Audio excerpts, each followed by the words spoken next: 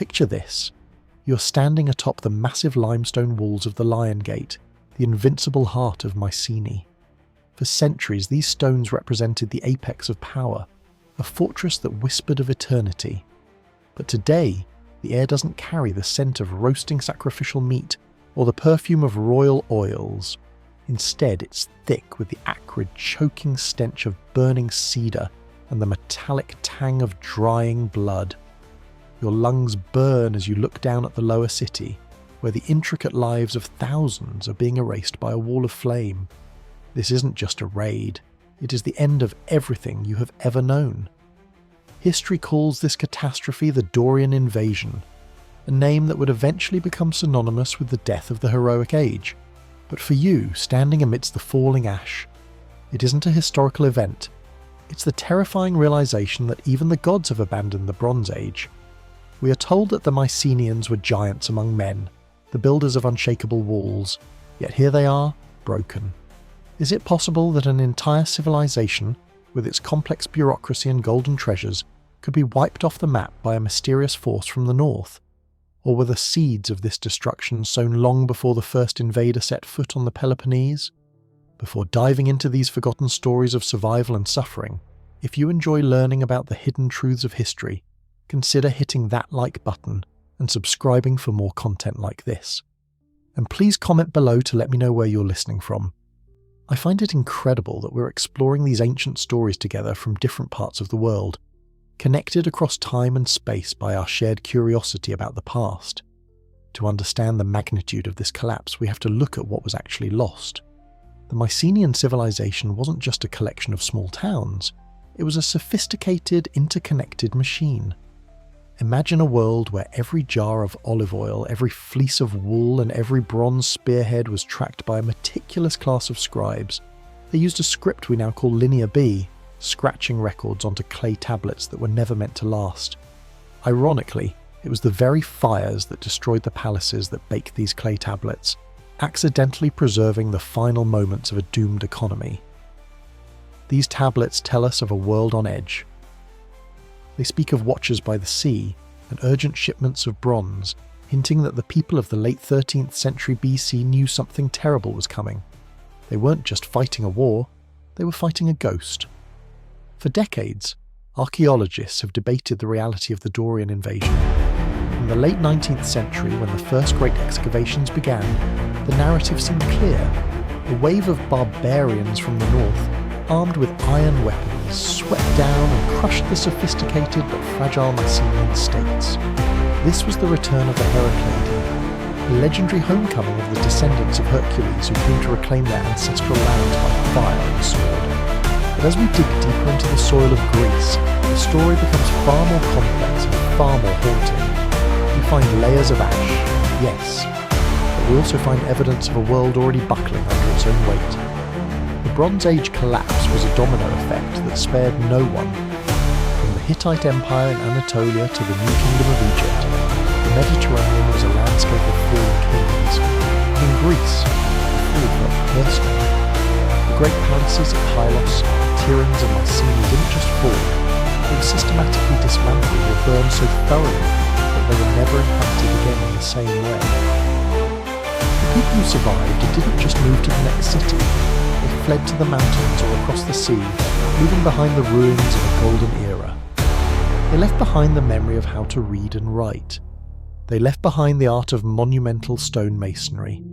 For the next 3 centuries, Greece would fall into a deep, silent sleep, a dark age where the only light came from the flickering campfires of the displaced. Why did this happen? How could the builders of the treasury of Atreus, those who supposedly sacked Troy and commanded the seas, succumb so completely? As we explore the ruins today, the silence is deafening. The Dorian invasion remains one of history's greatest whodunits. Was it a sudden blitzkrieg of iron-wielding warriors, or a slow, agonizing infiltration of migrants who eventually overwhelmed the local structures? To find the answer, we have to look past the myths of Hercules and into the very grit of the earth, where the transition from bronze to iron was forged in the heat of a dying world. It's a story of how the greatest empire of its time was brought to its knees, not just by an enemy at the gates, but by the very foundations of the world changing beneath their feet. To understand why the Dorian Invasion was so cataclysmic, we first have to understand the sheer height from which the world fell. Before the smoke, before the silence, there was the gold. When the archaeologist Heinrich Schliemann first unearthed the royal graves at Mycenae in the 1870s, he famously claimed to have gazed upon the face of Agamemnon, while the gold mask he found likely belonged to a king who lived centuries before the Trojan War. The sentiment was correct. This was a civilization of staggering, almost gaudy wealth. This was the Mycenaean Civilization at its zenith, a time when Greece wasn't a collection of scattered villages, but a powerhouse of the ancient world. Imagine walking through the gates of Tiryns or Mycenae during the 13th century BC. You wouldn't see the grey, weathered stones we see today. You would see walls plastered in brilliant whites and ochres, covered in frescoes of charging bulls, elegant women with intricate hairstyles, and warriors in plumed helmets. These weren't just forts, they were the administrative nerve centres of a massive bureaucratic machine. At the top of this pyramid sat the Onax, the king. He wasn't just a political leader, he was a semi-divine figure who sat in a grand hall called a megaron, surrounded by 4 massive pillars and a hearth that never went out. The Onax didn't rule through raw force alone, he ruled through data. This is perhaps the most surprising thing about these heroic Greeks. We think of them as warriors like Achilles or Odysseus, but their daily reality was much more like a modern corporate headquarters. In the back rooms of the palaces, hundreds of scribes were busy at work. They didn't write poetry or history, they wrote lists. They recorded exactly how many sheep were being shorn in a distant valley, how many litres of perfumed olive oil were stored in the royal magazines, and how many bronze workers were assigned to forge new spearheads. This palace economy was a marvel of the Bronze Age. It was a system of total redistribution. The farmers gave their produce to the palace, and in return the palace provided protection, specialised goods, and spiritual guidance. The Mycenaeans were also the undisputed masters of the sea. Their ships, powered by sails and oars, were the delivery trucks of the Mediterranean. They traded with the new king of Egypt, exchanging fine pottery and oil for gold and ivory. They dealt with the Hittites in central Anatolia and the merchants of Ugarit in modern-day Syria. When you looked at a Mycenaean noble, you saw a person dressed in the finest linens, wearing jewellery from the far reaches of the known world and drinking wine from silver cups. They were the 1% of the prehistoric world, and they lived in a bubble of perceived invincibility. But their greatest achievement, the one that still leaves tourists breathless today, was their engineering. They built what we call cyclopean walls. Later Greeks, looking at these massive fortifications, literally believed that humans couldn't have moved such stones. They thought only the one-eyed giants, the cyclopes, could have lifted them into place. They redirected rivers, built paved roads that survived for millennia, and constructed Tholos tombs, massive, beehive-shaped stone vaults that were the largest domes in the world until the Roman Pantheon was built over 1,000 years later. However, this perfection was its own trap. The Mycenaean civilization was a highly specialised, fragile ecosystem. It was like a finely tuned watch that worked beautifully until a single grain of sand got caught in the gears. The people were entirely dependent on the palace. If the palace fell, the economy didn't just slow down, it vanished. There was no middle class to keep things running. There were the elites, and there were the workers. As the 13th century BC drew to a close, the gears began to grind. Perhaps it was a series of droughts that led to crop failure, or perhaps the trade routes that brought the vital tin and copper needed to make bronze were being cut off by turmoil in the east. We see the anxiety starting to build in the archaeological record. The walls of the palaces were thickened. Secret cisterns were dug deep into the rock to ensure a water supply during a siege. The linear B tablets start to mention watchers of the coast, as if the people were scanning the horizon, waiting for a threat they knew was coming but couldn't quite define. They were the masters of their world, but they were beginning to realise that the Bronze Age was a golden cage, and outside that cage, in the wilder, colder lands to the north, a different kind of people was watching, waiting for the moment the giants would stumble. The Dorian invasion wasn't just a military strike. It was the final blow to a system that was already starting to shatter under the weight of its own complexity. Imagine the Mediterranean not as a collection of separate countries, but as a single, pulsing nervous system. In the year 1200 BC, this system was more connected than it would be again for another 1,000 years. A merchant in a dusty port in Cyprus could expect tin from the mountains of distant Britain, copper from local mines, and luxury textiles from the Levant, all fueled by the stable gold of Egypt. This was the first truly globalised economy, a delicate web of trade and diplomacy. But in a terrifyingly short window of time, the entire system didn't just fail, it shattered. This is the phenomenon historians call the Bronze Age collapse, and to understand why the Dorian invasion was possible, we have to see it as the final, local chapter of a much larger global apocalypse. The collapse wasn't a single event, like a volcanic eruption or a sudden earthquake. It was more like a systemic organ failure. For nearly 3 centuries, the great powers of the world, the Mycenaeans in Greece, the Hittites in Anatolia, the New Kingdom in Egypt, and the Kassites in Babylon, had maintained a balance of power. They fought wars, yes, but they also sent each other lavish gifts and royal brides. They were the Great Powers Club. But beneath the surface of this golden age, the foundations were rotting. Modern science, through the study of pollen records and stalagmites in caves, has revealed a grim truth. The climate was changing. A prolonged megadrought began to grip the region, lasting for decades. In an age where survival depended entirely on the annual harvest, a few years of dry soil meant more than just high prices. It meant the death of cities. As the crops failed, the palace economy we talked about earlier turned from a blessing into a curse. The kings, the Wanaks of Mycenae and the great kings of the Hittites could no longer fulfill their side of the social contract. They couldn't feed the people. When the granaries went empty, the divine authority of the kings evaporated. Suddenly, the internal stability of these empires was gone, but the true terror was coming from the horizon. This is where we encounter the most chilling enigma of the era, the Sea People's mystery. From the records of the Egyptian pharaoh Ramesses III, we hear of a conspiracy of islands, a massive displaced confederation of people, fleeing their own collapsing homelands, began to sweep across the Mediterranean. They weren't just an army, they were a migration on the move, bringing their families and ox carts with them. They were desperate and they were hungry. They destroyed the Hittite Empire so thoroughly that its capital, Hattusa, was erased from memory for millennia. They burned the great trading hubs of the Levant. When they reached the gates of Egypt, the pharaoh managed to repel them in a series of desperate land and sea battles, but the cost was so high that Egypt was permanently weakened, never to regain its former glory. Where does Greece fit into this chaos? The Mycenaeans were part of this interconnected world.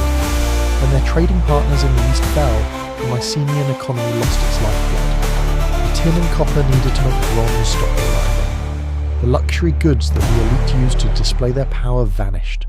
At the same time, the same droughts that were parching the east were likely hitting the Greek mainland. The people were starving, the soldiers hadn't been paid, and the trade ships were being hunted by pirates.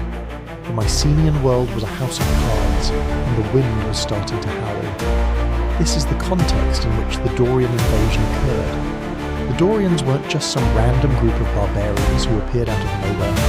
They were likely a group of Greeks from the fringes of the Mycenaean world, perhaps from the rugged mountains of the north or the peripheries of the Peloponnese. For centuries they had watched the wealthy palace dwellers from afar.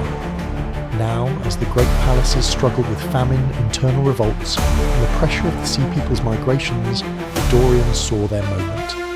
Think of the Bronze Age collapse as a forest fire. The drought had turned the trees to tinder, the internal social unrest was the heat, and the migrations, including the movements of the Dorians and the Sea Peoples, were the sparks. When the fire finally took hold, it didn't just burn the old growth, it cleared the entire landscape. The collapse was so total that by 1100 BC, almost every major city in the eastern Mediterranean had been destroyed or abandoned. The literacy that had defined the age was gone. The complex trade routes were severed. Humanity was forced back into a simpler, more brutal way of existence. We are looking at a dark mirror of our own modern world, a reminder that when the systems we rely on, trade, climate and social order, all fail at once, the descent into chaos is faster than anyone dares to imagine. History is often written by the victors, but in the case of ancient Greece, history was first sung by poets and myth-makers. If you were to ask a Spartan or an Argive in the 5th century BC where they came from, they wouldn't tell you a story of systemic economic collapse or climatic shifts.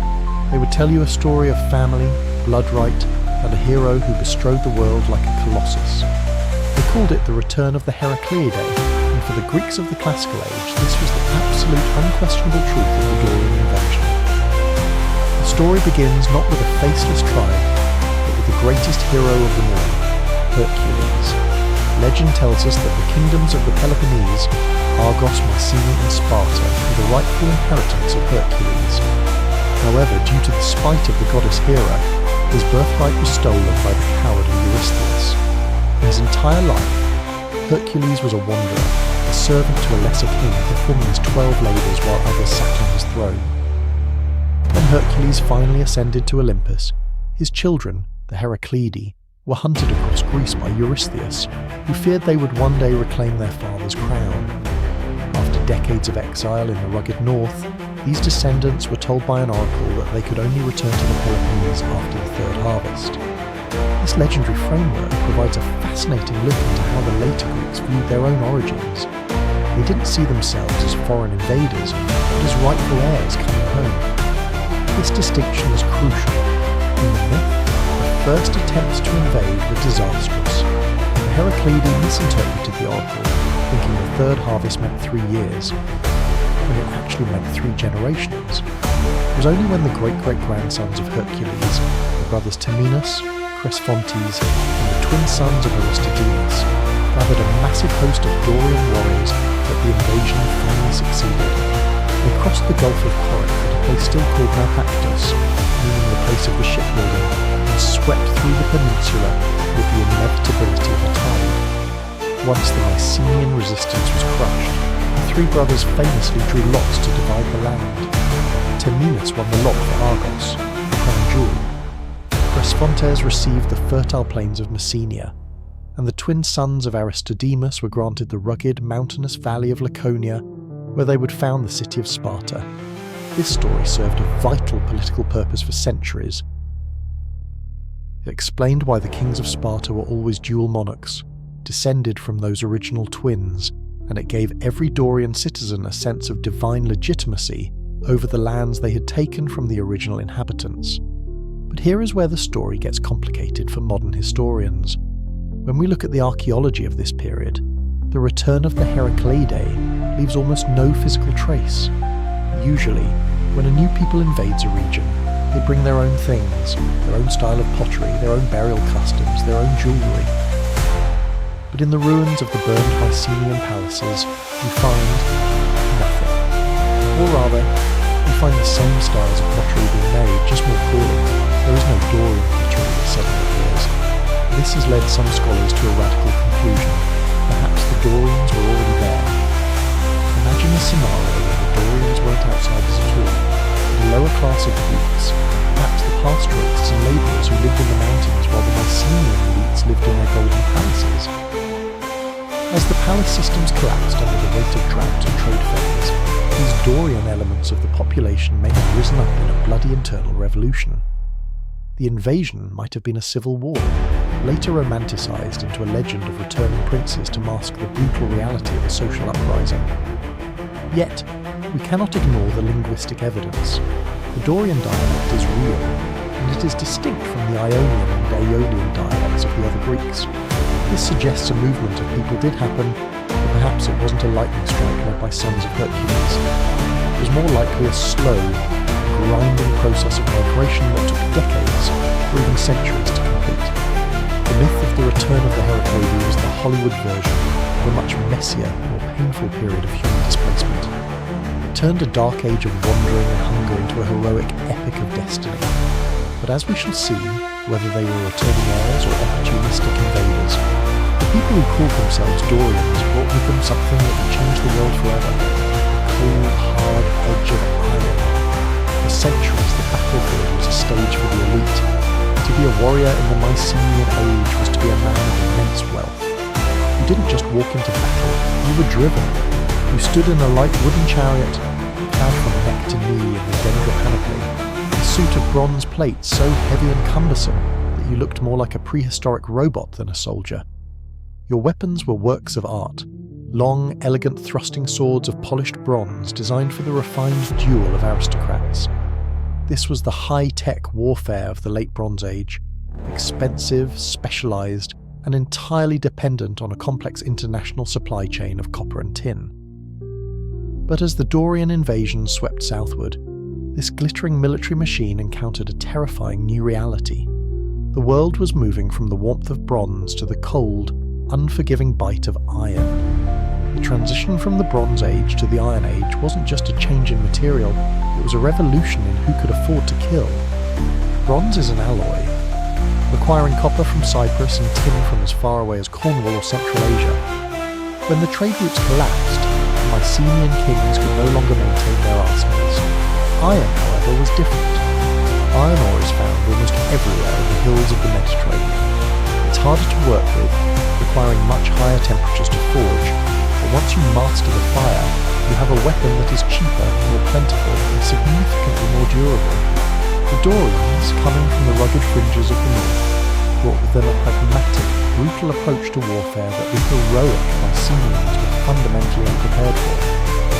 Nowhere is this technological shift more evident than in the appearance of a specific piece of hardware that archaeologists call the Naue II sword. If you're looking for the smoking gun of the Bronze Age collapse, this is it. For centuries, Mediterranean swords were long and thin, designed primarily for stabbing. They were prone to snapping if you tried to swing them like a club. The Naue II, or the flange-hilted sword, changed everything. It was a heavy, versatile weapon with a blade shaped like a leaf, weighted specifically for the slash. It didn't matter how thick your bronze breastplate was. A downward strike from a Naue II sword could shatter bone and crumple metal. It was the AK-47 of the ancient world, rugged, reliable and deadly in the hands of a common soldier. This shift represented the democratization of destruction. In the old Mycenaean world, the one axe controlled the bronze and therefore he controlled the power, but iron was the weapon of the many. The village blacksmith could forge an iron spearhead or a Naue II-style blade from local ore. Suddenly, the nomadic or migratory groups pushing into the Peloponnese had a numerical and technological edge. They didn't need expensive chariots that required flat, well-maintained roads. They moved on foot through the mountains and narrow passes where the Mycenaean chariots were useless. They fought as a cohesive, infantry-based force, a precursor to the famous Greek phalanx of later centuries. We can imagine the shock of a Mycenaean noble standing in his chariot, facing a wall of Dorian infantry. His bronze sword, a family heirloom, might have been more beautiful, but his opponent's iron-edged spear was sharper and wouldn't bend in the heat of combat. This Iron Age transition was the sound of 1,000 years of tradition being cut down by a cheaper, more efficient metal. It wasn't just a military defeat, it was a psychological one. The Mycenaeans believed their walls and their gods made them invincible, but the Dorians proved that a man with a piece of sharpened iron and nothing to lose was more powerful than a king in a golden mask. As the palaces burned, the secret of ironworking spread like a virus. The very thing that destroyed the old world became the foundation of the new one. The dark age that followed the Dorian invasion is often viewed as a period of decline, but in the smoky huts of blacksmiths across the Greek mainland, a new era was being forged. The monopoly of the palaces was over. The age of the individual warrior, the citizen soldier, was beginning to take shape in the shadows of the ruins. The Dorian invasion didn't just bring fire, it brought the cold, hard tools that would eventually build the foundations of classical Greece. If you look at a map of Greece, Peloponnese looks like a giant four-fingered leaf hanging off the mainland by a tiny stem. That stem is the Isthmus of Corinth, a narrow strip of land barely 4 miles wide. For the Mycenaean kings, this was the gateway to their world. and as the crisis of the 12th century BC deepened, it became the most important 4 miles on Earth. In the final years of the Bronze Age, Peloponnese history was defined by a desperate, frantic attempt to turn its peninsula into an island fortress. We see archaeological evidence of a massive wall being constructed across the isthmus, a cyclopean barrier meant to stop an army coming from the north. The kings knew the threat was coming by land, and they were trying to lock the door.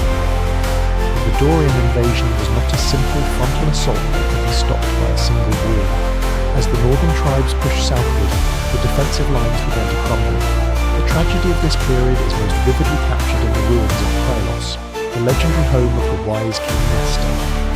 Pylos was located on the southwestern coast of the Peloponnese, far from the isthmus, but it felt the tremors of the coming earthquake just as clearly. In the final weeks before the palace was burned to the ground, the scribes were working in a fever pitch. The clay tablets found in the ruins, preserved only because the fire that destroyed the palace baked them hard, give us a real-time log of a civilization's death throes. These tablets mention the Watchers by the Sea. They describe the mobilization of troops to various coastal points and the emergency requisitioning of bronze from local shrines to make weapons. There is a palpable sense of panic in the writing. The Wanax was calling in every debt, stripping the temples of their sacred metal and scanning the horizon for a fleet or an army that was already too close to stop. When the end came for Pylos, it was total. There is no evidence of a long siege. The palace was simply overwhelmed, looted and torched. People fled into the surrounding hills, leaving behind their golden cups and their carefully kept records, and they never returned. The fall of Pylos was a signal. Soon the fire reached the Archaeology, the heartland of Mycenaean power. Tiryns, with its walls so thick they seemed built by giants, was devastated. Mycenae itself, the seat of the legendary Agamemnon, saw its lower city destroyed and its trade network severed. For a few years, a small, diminished population tried to cling to life within the citadel walls, but the spirit of the city was gone. The grand frescoes were soot-stained, the storerooms were empty, and the great king was likely a memory. By 1100 BC, the lights were going out all across the Peloponnese. We have to ask, why did the defences fail so spectacularly? The Dorian invasion was likely successful because it was a multi-pronged disaster.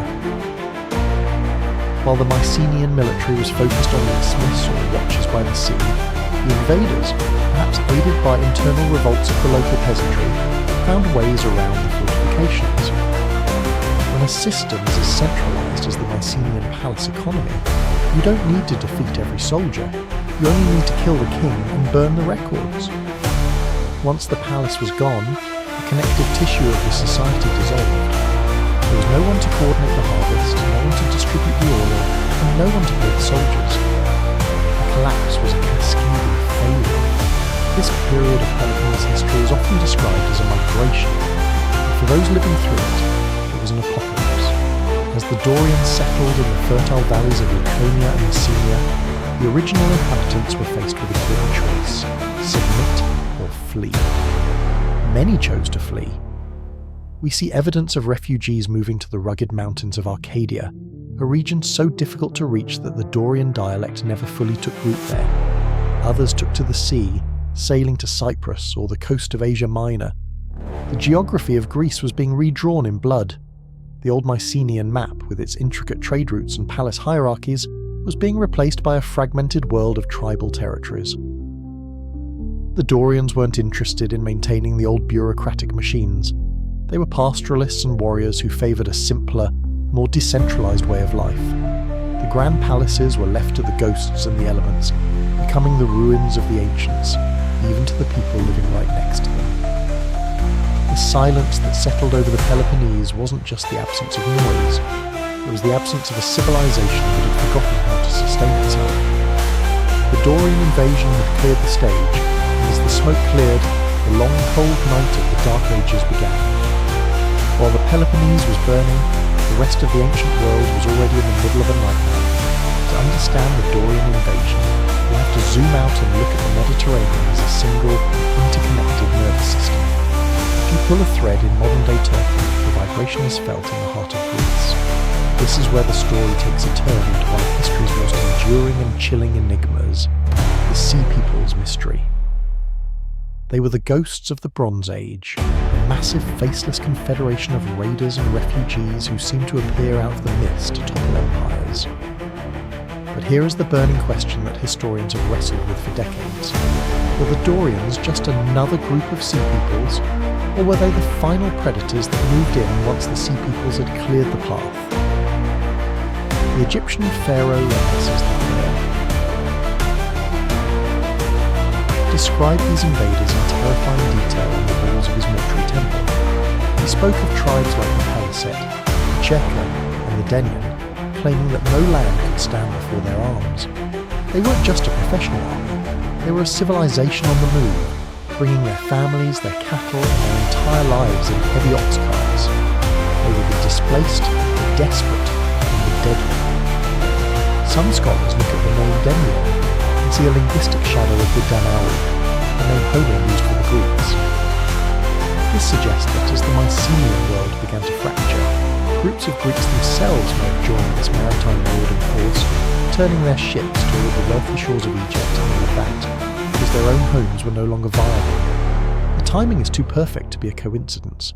Just as the Sea Peoples were ravaging the Hittite Empire in central Anatolia and burning the great trading city of Ugarit to the ground, the Mycenaean citadels began to fortify.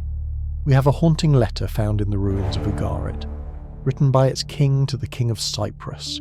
He begs for help, stating that the enemy's ships have already arrived, the cities are burned, and he is defenceless because his own troops and ships are away in other lands.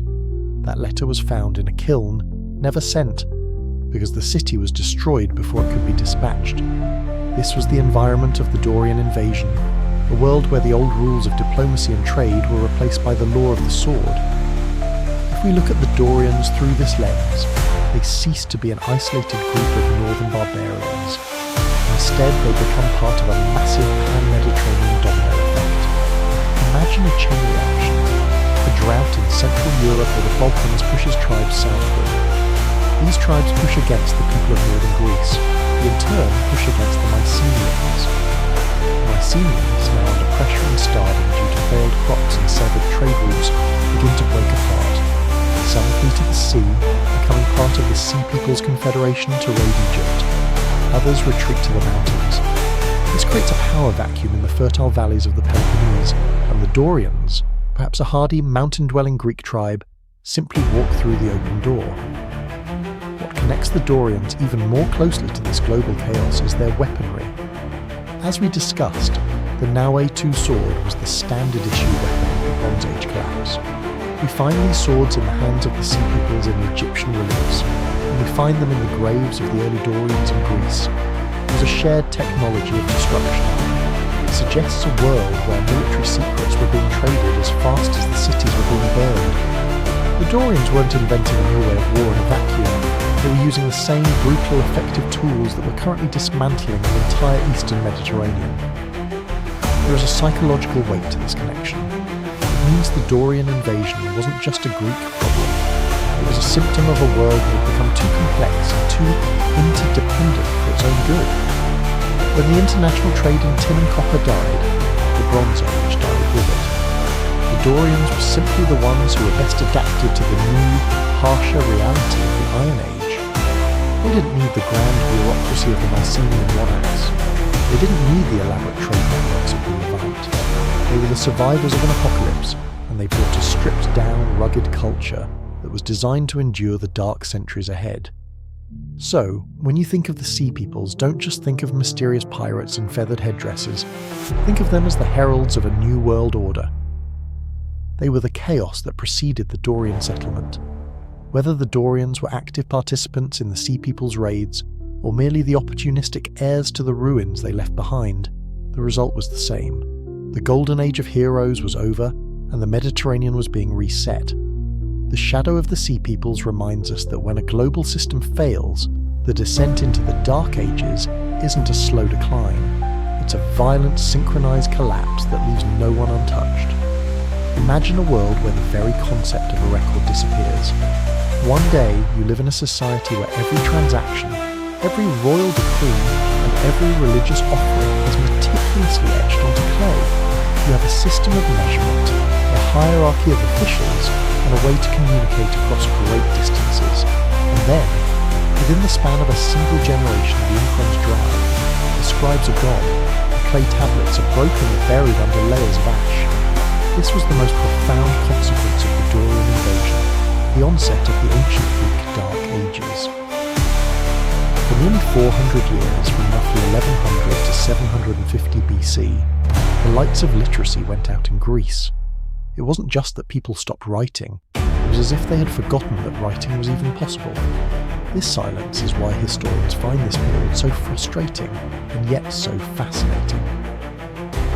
In the Mycenaean era, we have thousands of linear B tablets that give us a window into their bureaucracy. In the later classical era, we have the brilliance of Sophocles, Plato, and Thucydides. But in between, there is a gaping hole. This wasn't just a lack of paper or pens, it was a total systemic collapse. Linear B was a tool of the palace. It was a highly specialised skill used only by a tiny elite to manage the king's inventory. When the palaces were burned by the Dorians in the internal revolts, the reason for the script's existence vanished. The people who survived were no longer concerned with tracking shipments of perfumed oil. They were concerned with finding their next meal. As the bureaucracy died, so did the cities. This period saw a massive depopulation of the Greek mainland. The grand citadels like Mycenae and Tiryns became ghost towns, their massive walls standing as silent reminders of the forgotten power. People abandoned the fertile but vulnerable plains and retreated to the safety of rugged hilltops or isolated islands. We see the emergence of small, impoverished hamlets where once there were sprawling urban centres. The art of monumental stone masonry, the ability to move 40-ton blocks and build soaring domes, was completely lost. For the next 3 centuries, the Greeks lived in mud brick huts with thatched roofs. To the people of this era, the ruins of the Mycenaean palaces must have looked like the work of giants or gods, alien structures from a world that had moved beyond their understanding. Yet this was also the era of the Iron Age transition in its truest sense. While the high art of the Bronze Age vanished, the practical technology of survival evolved. Iron, once a rare and precious material used for royal trinkets, became the backbone of daily life. In the humble graves of this period, we no longer find gold masks or ivory-handled daggers. Instead, we find iron knives, iron spearheads, and simple iron pins for clothing. This was a downgrade in luxury, but an upgrade in self-sufficiency. Because iron ore could be found locally, the people were no longer dependent on a global trade network that had failed them. They were becoming more local, more tribal, and more resilient. We also see a radical shift in how the Greeks viewed the afterlife. In the Mycenaean age, the elite were buried in massive tholos tombs, accompanied by their treasures to be used in the next world. In the Dark Ages, this changed to cremation. The dead were burned on pyres, and their ashes placed in simple clay urns. Some historians suggest this shift was a direct result of the Dorian Invasion, a way for a mobile migratory people to honour their dead without being tied to a single permanent monument. It was a culture of the move, a culture of survival stripped of the ostentation of the past. The social structure changed as well. The Wonax, the absolute semi-divine king, was replaced by the Basileus. In the Mycenaean tablets, a Basileus was just a minor local official or a mayor. But in the Dark Ages, with the High Kings gone, these local leaders became the new centres of power.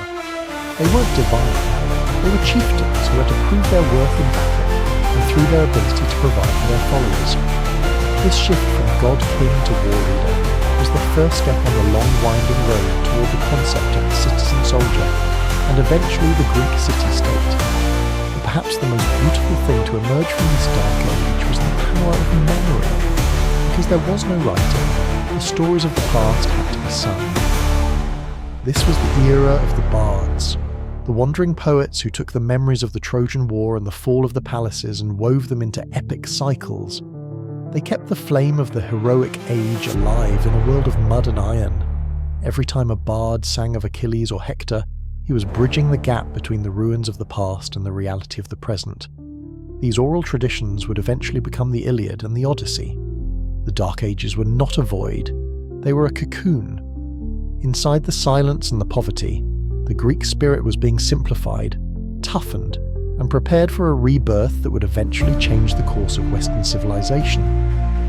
By the dawn of the 10th century BC, the fires that had consumed the great palaces had long since cooled into ashen silence. The shock of the Dorian invasion was over, but the world it left behind was unrecognisable. If you could fly over the Greek peninsula at this moment, you would see a map being redrawn in real time. This wasn't just a change in leadership, it was a total demographic reshuffling of the Greek world, a period of ancient Greek migrations that would define the cultural fault lines of Western civilization for the next 1,000 years. The old Mycenaean world was gone, replaced by a patchwork of tribal territories, and the people who lived there were making a choice that would echo through history: stay and submit, or sail into the unknown. The most significant movement of people happened toward the east.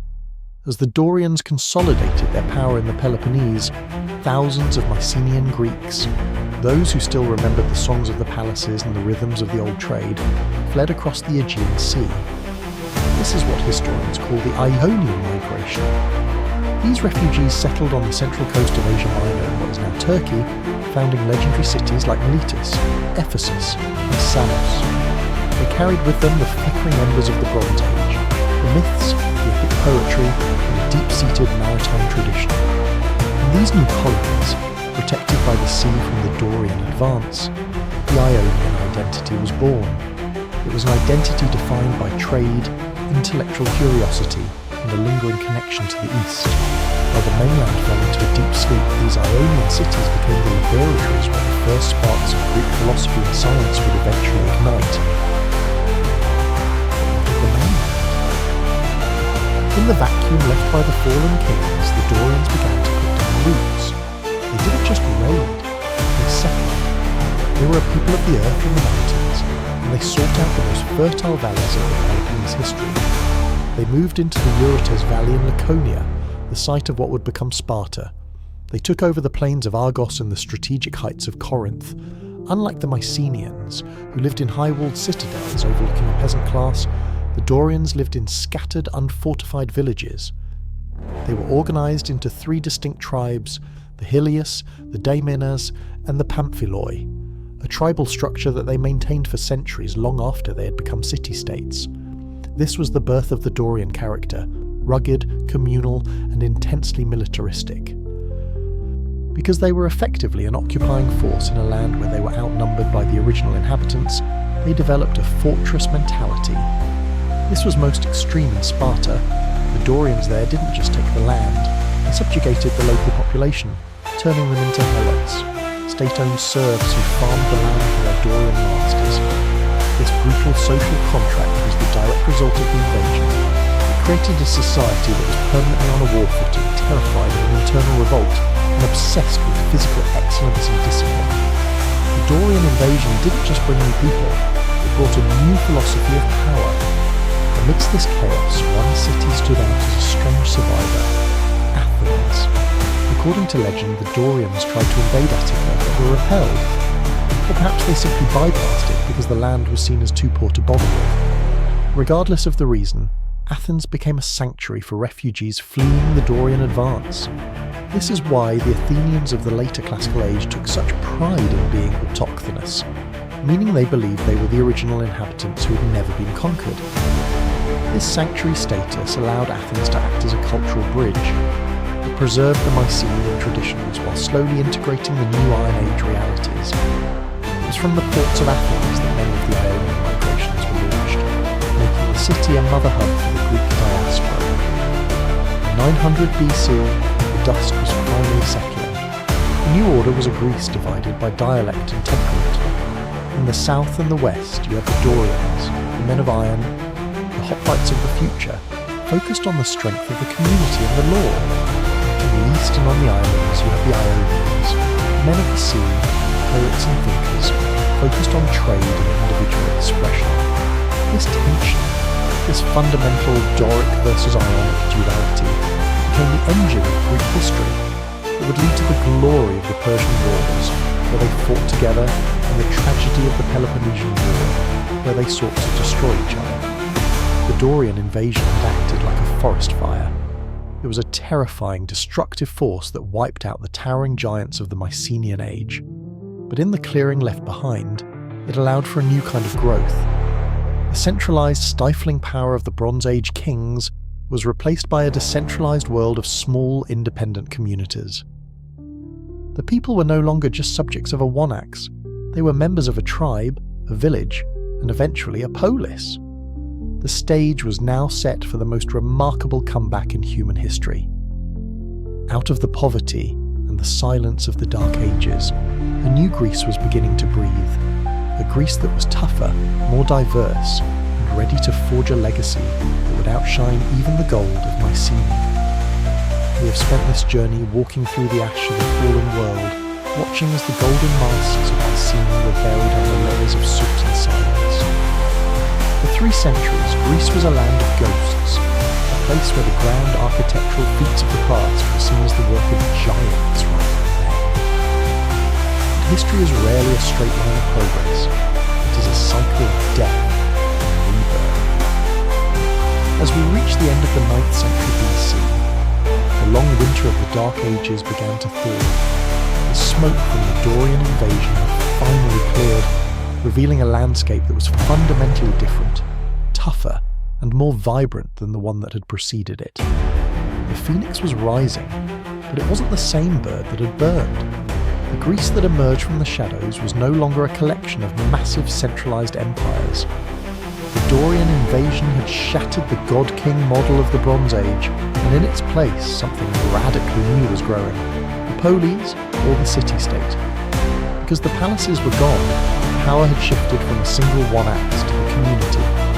People began to gather around a central point, an acropolis or high city, not just for protection, but for politics. This was the birth of the city-state. In these small, fiercely independent communities, the seeds of self-governance were sown. Without the total collapse of the old world, the innovations of the new world, like democracy in Athens or the unique communal military system in Sparta, might never have had the room to grow. This era also saw the end of the Great Silence.